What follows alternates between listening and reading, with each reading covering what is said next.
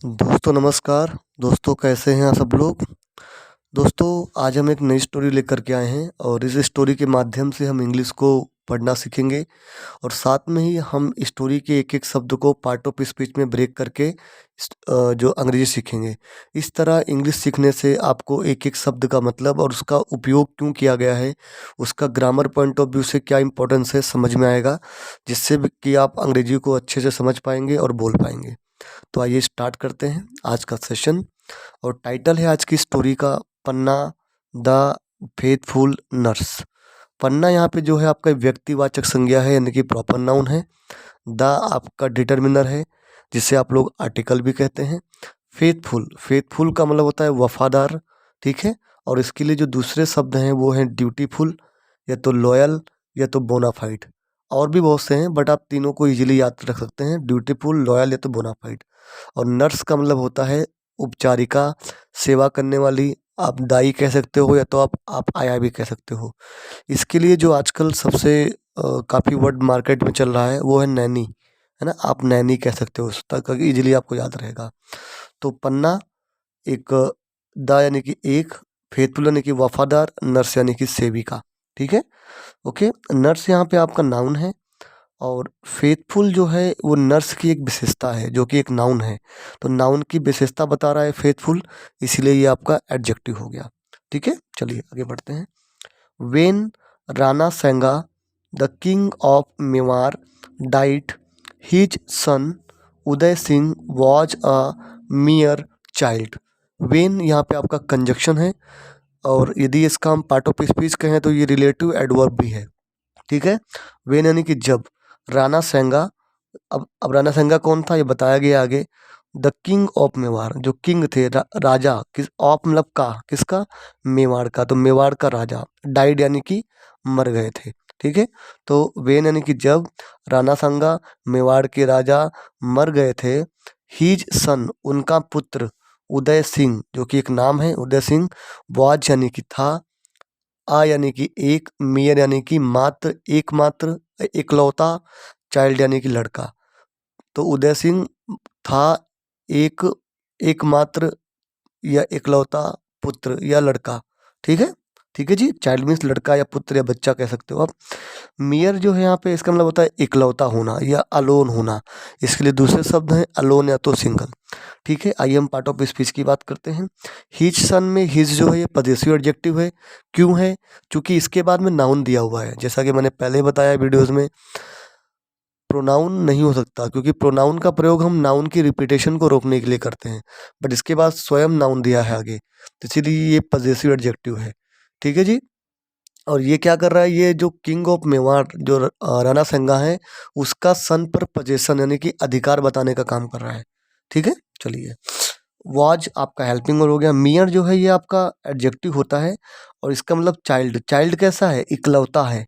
Child जो कि एक नाउन है, कैसा है? इकलौता है। तो चाइल्ड का इकलौता होना मियर जो बता रहा है, ये इसके बारे में कुछ एडिशनल इन्फॉर्मेशन है। और चूंकि हम जानते हैं ऐसे शब्द जो किसी नाउन के बारे में कुछ बताएं, उसकी क्वालिटी बताएं, उसके बारे में कुछ एडिशनल जानकारी दें, उन्हें हम एडजेक्टिव कहते हैं।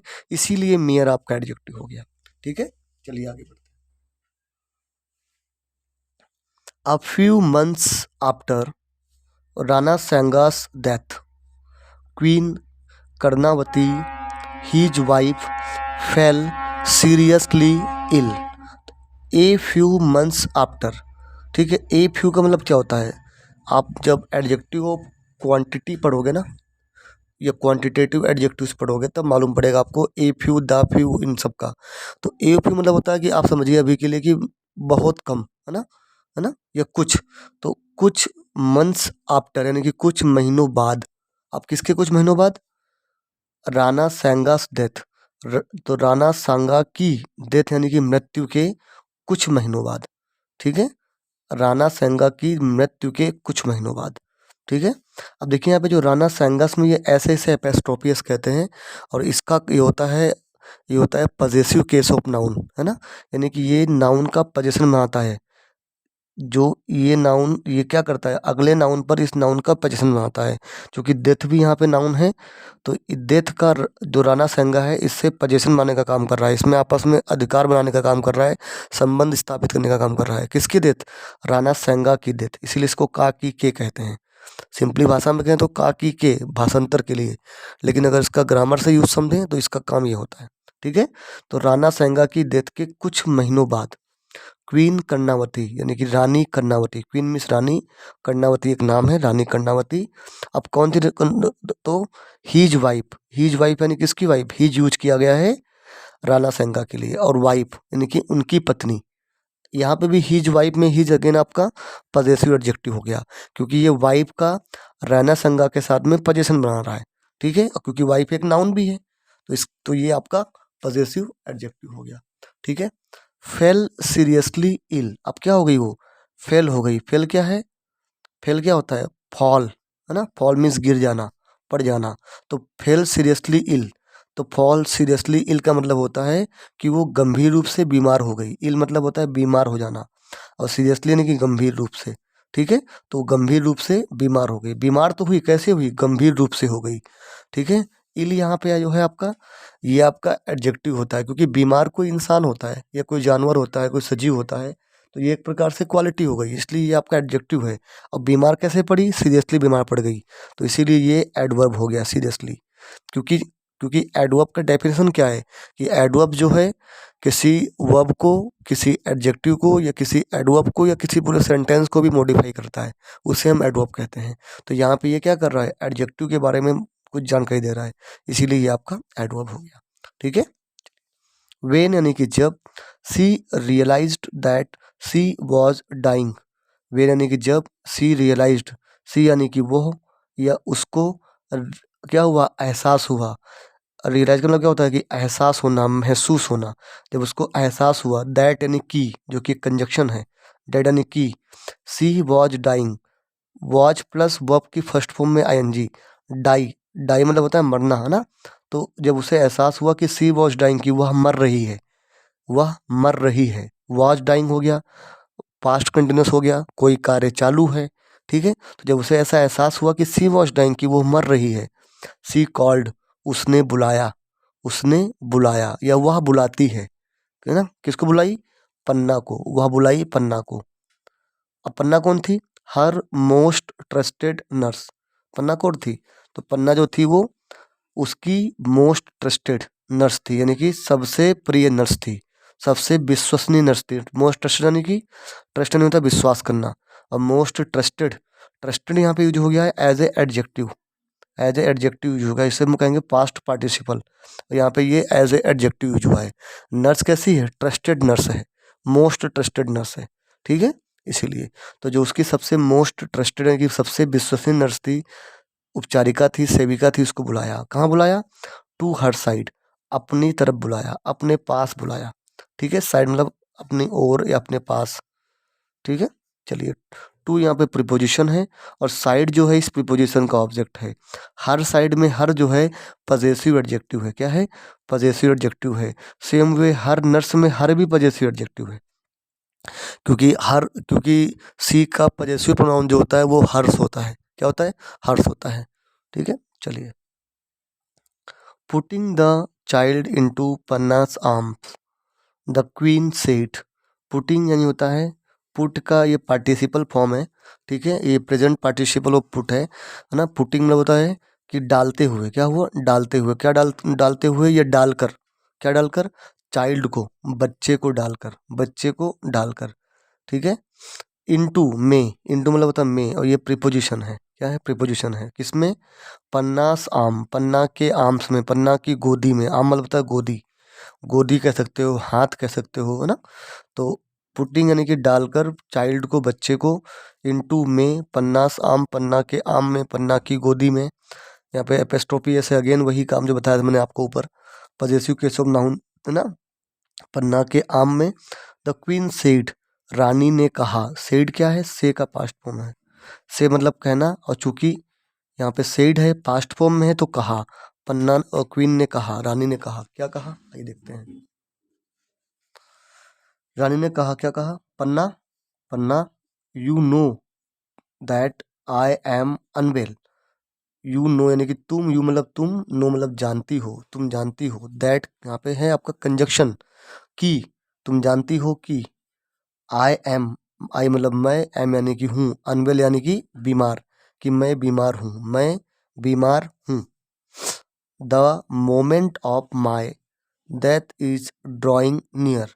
अब जो मोमेंट है, जो क्षण है, क्या है, जो क्षण है या पल है, किसका, ऑफ, का किसका, माई मेरी, माई मतलब मेरी, माई मतलब मेरी, डेथ यानी कि मृत्यु का, इज ड्रॉइंग नियर आ रहा है। क्या ड्रॉ मतलब होता है किसी दिशा में आगे बढ़ना, तो हम कहेंगे कि आ रहा है ना। अभी इज प्लस वर्ब की फर्स्ट फॉर्म में एनजी है, तो आ रहा है ना, आ रहा है, नियर यानी कि पास, आ रहा है नियर यानी कि पास।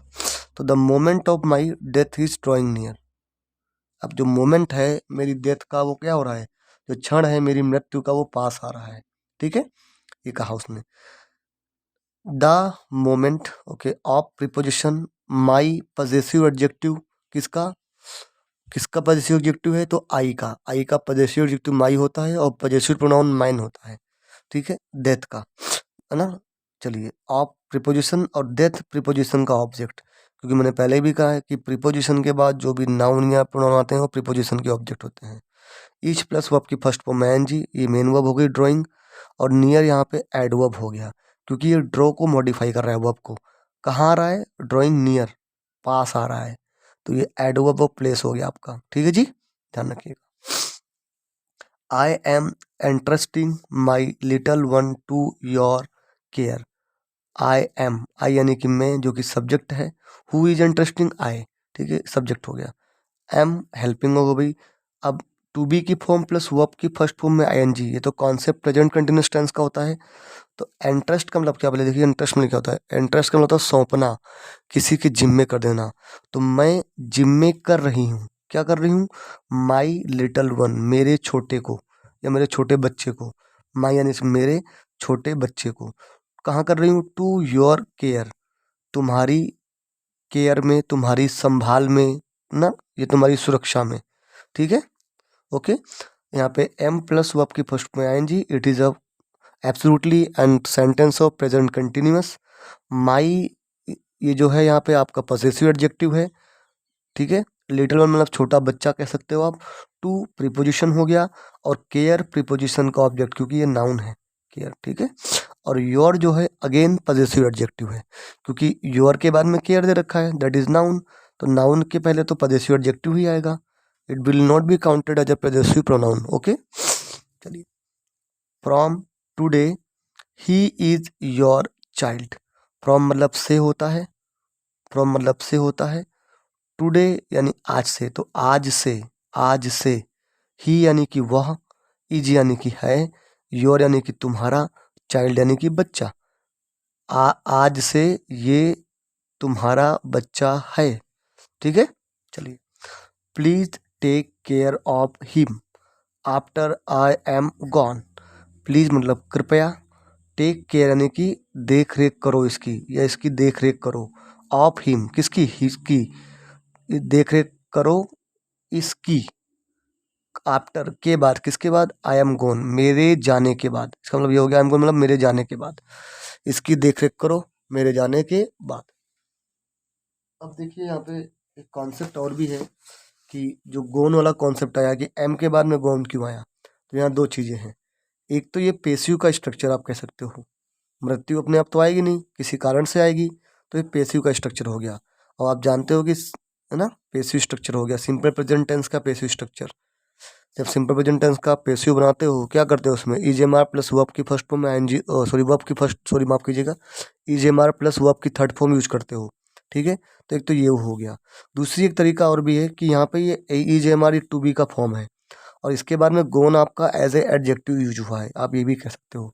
ठीक है, यानी कि ईजेएमआर यहाँ पे लिंकिंग वर्ब हो गई, और ये आपका वर्ब की थर्ड फॉर्म जो पास्ट पार्टिसिपल है वो एज ए एडजेक्टिव यहाँ पे यूज हुआ है। और ऐसे स्ट्रक्चर को हम सब्जेक्ट कॉम्प्लीमेंट कहते हैं, है ना, ऐसा भी कह सकते हो आप। दोनों ही कॉन्सेप्ट यहाँ पे अप्लीकेबल हो रहे हैं। ठीक है, चलिए। He is the future ruler of Mewar. He यानी कि वह, जो कि आपका प्रोनाउन है, जो कि सिंगुलर काउंटेबल नाउन मेल के लिए हम प्रयोग करते हैं, है ना, थर्ड पर्सन प्रोनाउन है। इज यानी कि है। द फ्यूचर रूलर, भविष्य का राजा, फ्यूचर यानी कि भविष्य में राजा या भविष्य का राजा। ऑफ का, किसका राजा है? मेवाड़ का राजा है। ठीक है, तो ये है भविष्य का राजा, ऑफ यानी का मेवाड़, मेवाड़ का राजा। ठीक है, देखिए यहाँ पे रूलर मतलब राजा होता है, और फ्यूचर रूलर, फ्यूचर होना, फ्यूचर रूलर क्या होता है? तो फ्यूचर यहाँ पे इसके लिए एज एडजेक्टिव काम कर रहा है, क्योंकि जो रूलर कैसा है? फ्यूचर रूलर है, मतलब ये भविष्य में राजा है, भविष्य का राजा है, इसीलिए। ठीक है जी, तो ये आपका एज यहाँ पे एडजेक्टिव काम कर रहा है, ध्यान रखिएगा। ऑफ प्रीपोजिशन हो गया, मेवाड़ प्रीपोजिशन का ऑब्जेक्ट हो गया। देखिए ग्रामर में दो चीज़ें होती हैं, एक तो नाम, एक काम। नाउन होना नाम है, पर नाउन कई काम करता है। नाउन का काम क्या होता है? सब्जेक्ट बनना, ऑब्जेक्ट बनना, प्रीपोजिशन का ऑब्जेक्ट बनना, सब्जेक्ट कॉम्प्लीमेंट बनना, ऑब्जेक्ट कॉम्प्लीमेंट बनना।